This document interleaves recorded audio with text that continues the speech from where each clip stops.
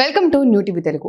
ఏపీలో కాకినాడ పోర్టులో deputy CM Pawan Kalyan పర్యటన, అక్రమ రేషన్ బియ్యంతో వెళ్తున్న స్టెల్లా L1 షిప్ ను సీజ్ చేయాలని ఇచ్చిన ఆదేశాలు అధికారులపై ఆగ్రహం వ్యక్తం చేయటం గతంలో చర్చనీయాంశంగా మారాయి. అయితే పవన్ కళ్యాణ్ ఆదేశాల తర్వాత స్టెల్లా L1 షిప్ విషయంలో కేంద్రం ఇచ్చిన ఆదేశాలు ప్రభుత్వానికి షాక్ ఇచ్చాయని చెప్పాలి. దీంతో స్టెల్లా L1 షిప్ విషయంలో తదుపరి ప్రక్రియను అధికారులు ప్రారంభించారు. పవన్ సీజ్ చేయాలని ఆదేశాలు ఇచ్చాక జోక్యం చేసుకున్న కేంద్రం దాన్ని వదిలేయాలని ఆదేశాలు ఇచ్చింది.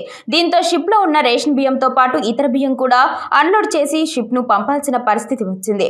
అయితే వాతావరణం మాత్రం అందుకు సహకరించలేదు. ఈ నేపథ్యంలో కేంద్రం ఆదేశాలు ఇచ్చినా కాకినాడ పోర్టు నుంచి షిప్ మాత్రం ఇప్పటి వరకు కదలలేదు. స్టెల్లా L1 షిప్ లో 1320 టన్నుల రేషన్ బియ్యం ఉన్నట్లు అధికారులు గతంలోనే గుర్తించారు. ఈ బియ్యాన్ని అన్లోడ్ చేసే ప్రక్రియ ప్రారంభించారు. ఇది పూర్తవడానికి 3 లేదా 4 రోజులు పట్టే అవకాశం ఉంది. దీంతో పాటు అనుమతులు ఉన్న బియ్యాన్ని షిప్ లోకి లోడ్ చేయాల్సి ఉంది. అలాగే మిగతా లాంఛనాలు కూడా పూర్తి చేస్తే కానీ ఈ షిప్ కాకినాడ పోర్టును వదిలి వెళ్లేందుకు అవకాశం ఉండదు. దీంతో అధికారులు ఆ మేరకు చర్యలు వేగవంతం చేస్తున్నారు. తాజా అంచనా ప్రకారం Stella L1 ship Kakinada port నుంచి జనవరి 3 లేదా 4 తేదీల్లో బయలుదేరే అవకాశం ఉంది.